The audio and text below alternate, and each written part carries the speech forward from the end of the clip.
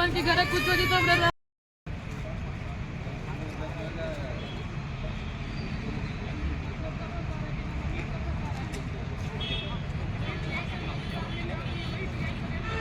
SP office आई हैं, जमीन में बैठी हैं, काहे के लिए आई हैं, क्या मुद्दा था,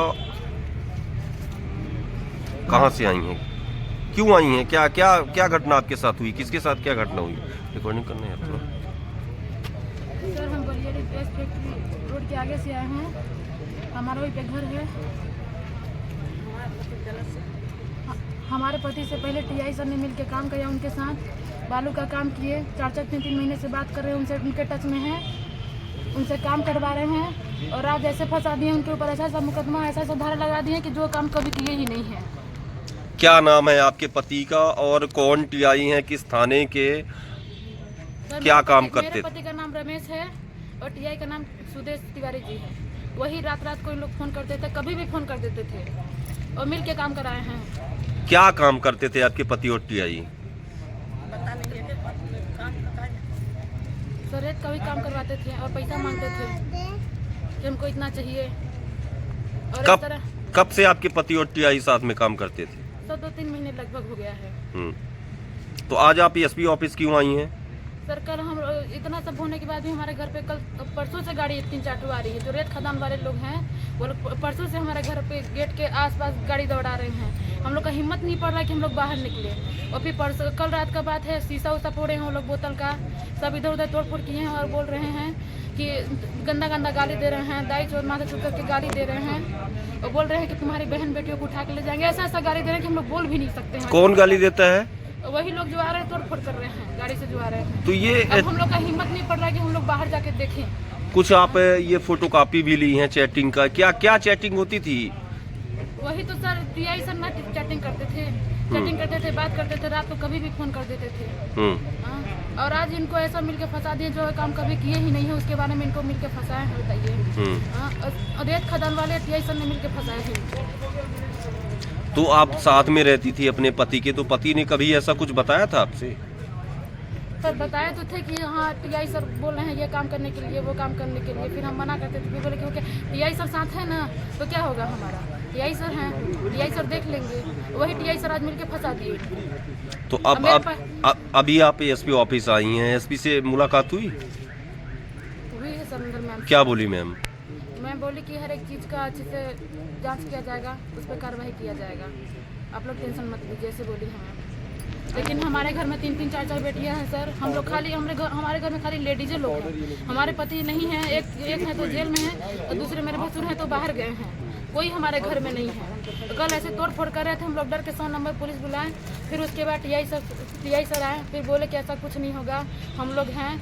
फिर रहे, फिर चले भी गए वो लोग। लेकिन हम लोग का डर बना हुआ है, आज भी हम लोग का डर है। हम लोग घर जाने से हम लोग डर लगता है कि पता नहीं वो लोग रात को क्या करेंगे, क्योंकि हमारे घर में कोई नहीं है आदमी के नाम पे, कोई आदमी के नाम पे हो। काफी परेशान है? काफी परेशान है। हमारे घर पे आदमी के नाम पे कोई नहीं है कि कोई आदमी है हमारे घर में। क्या नाम है आपका?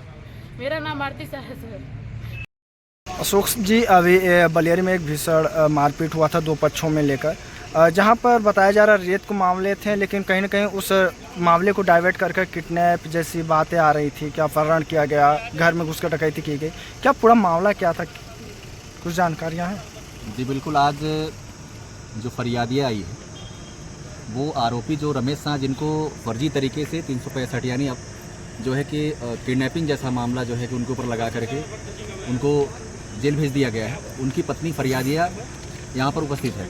अब चूँकि हम आपके माध्यम से बताना चाह रही है कि 3 तारीख की घटना है। 3 तारीख को उसके परिवार के किसी व्यक्ति का मोटरसाइकिल जो है वो कंपनी का कैंपर चीप देता है, यानी उसको क्षतिग्रस्त कर देता है। थाने में वो आता है आवेदन लेकर के, मोटरसाइकिल लेकर के, उस पर पुलिस ने कोई कार्रवाई नहीं किया। 4 तारीख को जब रमेश अपनी पत्नी के साथ जाता है तो कंपनी जो बालू रेत का खदान लिया है वो कंपनी के लोग जो है, कर्मचारी, उसके गुंडे जो हैं, वहाँ उनको रुकवा करके बोलते हैं कि भद्दी भद्दी गाली देते हैं। वो अपनी पत्नी को लेकर जा रहा है। ऐसी अस्मिता और आबरू जैसी कोई बातें अगर आए पति के सामने उसकी पत्नी की, तो उसके अंदर कहीं ना कहीं वो चीज़ें आई होंगी। अब वो घर गया, छोड़ा अपनी पत्नी को, छोड़ने के बाद उनसे पूछने गया कि क्यों इस प्रकार से बातें की, तो वहाँ पर उनके बीच में आपसी झड़प हुई। निश्चित ही झड़प हुई, मारपीट हुआ, पुलिस के पास बात जाती, मारपीट का मुकदमा दर्ज करती, सब कुछ ठीक था। लेकिन रमेश जो आरोपी है उसमें, रमेश उस जिस व्यक्ति के साथ झगड़ा हुआ था उस व्यक्ति के साथ यह बोलते हुए कि चलो थाने में चलते हैं, थानेदार से शिकायत करेंगे, चलो जो होगा थाने में देखेंगे। बैठ करके दोनों आराम से थाने तक आते हैं, अपनी गाड़ी में बैठा के वो लेकर के आराम से आता है, सहमति से लेके आता है। लेकिन उनके रमेश के ऊपर में अपहरण का मुकदमा फर्जी तरीके से माननीय कोतवाल सुदेश तिवारी जी के द्वारा दर्ज कर दिया जाता है। इस प्रकार से यह कृत्य निश्चित ही जो रेत कारोबारी हैं, ठेकेदार है, उसके सानिध्य में रह करके लोभ लालच पैसे के दबाव में इस प्रकार का साठ गांठ मिला करके फर्जी तरीके से रमेश के ऊपर मुकदमा पंजीबद्ध करके उसको जेल भेजने का इनने किया है। वहाँ पर एक बात और उठ कर आ रही थी, जिस तरह से मारपीट हुआ तो मारपीट गेट के बाहर हुआ और घर के अंदर बता रहे थे ये लोग। नहीं, देखिए क्या है, दो चीज़ें हैं। जब उसकी गाड़ी को क्षतिग्रस्त किया गया तो गाड़ी की क्षतिपूर्ति मांगने के लिए वो कार्यालय गए थे। निश्चित ही कार्यालय में कैमरा लगा हुआ है, अच्छी बात है, वो डिनाई कोई नहीं कर रहा है कि वहाँ झगड़ा नहीं हुआ है। झगड़ा हुआ है, जब वो पैसे मांगने गए तो तमाम प्रकार की बद्दी गाली दी है और वहीं पे झगड़ा हुआ है और ये कैमरे में भी आया हुआ है। बिल्कुल सही, झगड़ा हुआ है, मारपीट हुआ, तो मुकदमा जो होना चाहिए वो होना चाहिए था ना। लेकिन ये विधि विरुद्ध कार्य करना, इनको ये मान लेना कि हम स्वयं में जो है कि जज बन के बैठे हुए हैं, सारा काम हम ही कर लेंगे, तो ये लगातार निरंतर जो है। आपको एक चीज़ और मैं बताना चाहता हूँ आपके माध्यम से, बैठन कोतवाल निरंतर लगातार जनवरी से लेकर के आज दिनांक तक, यानी घटनाक्रम के दिनांक तक, रमेश जो आरोपी है उसके साथ लगातार रात के 1 बजे, 2 बजे, 3 बजे, 12:30 बजे, 10 बजे, 11 बजे, दिन में भी लगातार एक दिन में कम से कम 50 फोन करते थे आप, वॉइस कॉलिंग के माध्यम से, व्हाट्सएप कॉलिंग के माध्यम से। तो ये बताइए कि इस प्रकार का कोई रिश्तेदार तो है नहीं, वो ना कोई नातेदारी है कोतवाल जी का इनके साथ में, तो इस प्रकार का लगातार फोन से बातचीत करना, निश्चित ही आपको बता दें कि रमेश को गलत कार्यों को करने के लिए बढ़ावा दे रहे थे।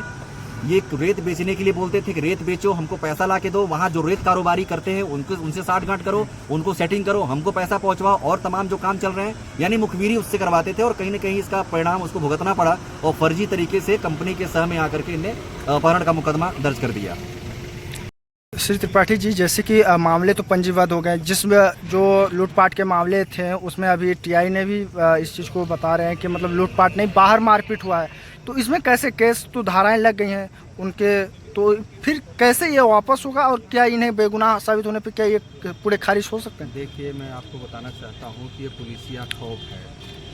अभी मध्य प्रदेश के कई जिलों में आप देख रहे हैं, शहडोल में पुलिस के ऊपर ही गाड़ी चला करके और हत्या कर दी गई बालू माफियाओं द्वारा, और सिंगरौली में भी बाहर के लोगों को, जो पूंजीपति हैं, ऐसे व्यक्तियों को बालू की खदानें दी गई हैं और वह पूंजीपति कोई मुरैना का बताता है, कोई बॉम्बे का बताता है और अपने गुर्गे लेकर के यहाँ बैठे हुए हैं।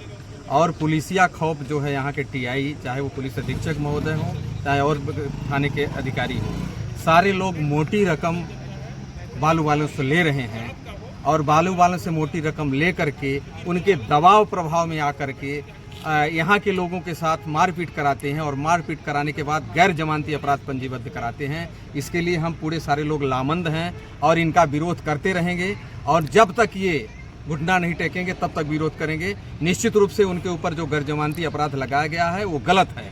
जब एक साथ दो व्यक्ति बाइक में बैठ करके सहमत के साथ जा रहे हैं तो वहाँ किसी प्रकार का किडनैपिंग और अपहरण का मामला नहीं आता है। यह तो धौंस जमा करके सेशन ट्रायल मामला उनके खिलाफ किया गया है और इसमें थाना टीआई तो ही है ही, निश्चित रूप से वरिष्ठ पुलिस अधिकारी भी इन्वॉल्व है। यानी कहीं ना कहीं इनका संरक्षण प्राप्त था, इसी तरह से कार्य संरक्षण है, पूरी तरह से पूरा संरक्षण है। अभी हम लोग गए थे एसपी साहब के साथ मिलने के बाद, और मिलने के बाद मेरे को भी उनके इंस्टीट्यूट को देख करके ऐसा लगा कि गांव में एक बघेल खंड में कहावत बनी है कि घरे की विनती करेंगे तो बखरी हार के चले आए। तो बड़े अधिकारी के पास जब अपनी समस्या लेके जाते हैं तो बड़ा अधिकारी हमारी समस्या को गुमराह रास्ते से भटकाने का प्रयास करता है। और ये एसपी महोदय के सामने मैं अभी तत्काल में आवेदन देने हमारे भाई लोग गए थे। निश्चित रूप से वो गुमराह कर रही थी, आधा हिंदी बोल रही हैं, आधा अंग्रेजी बोल रही हैं। पूरा देश से सुप्रीम कोर्ट कहता है कि कोई व्यक्ति हिंदी से वार्तालाप करता है तो उसके पास हिंदी से बात करिए। तो उनको ये लगता है कि सामने वाला मूर्ख खड़ा हुआ और अंग्रेजी से बात करके हमको खौफ दिखा रही थी। यानी कहीं कहीं बातों को पूरी तरह से डाइवर्ट करने के लिए इंग्लिश शब्दों का ये बता तो मैं रहा हूँ कि ये सब इनका एक चैनल है।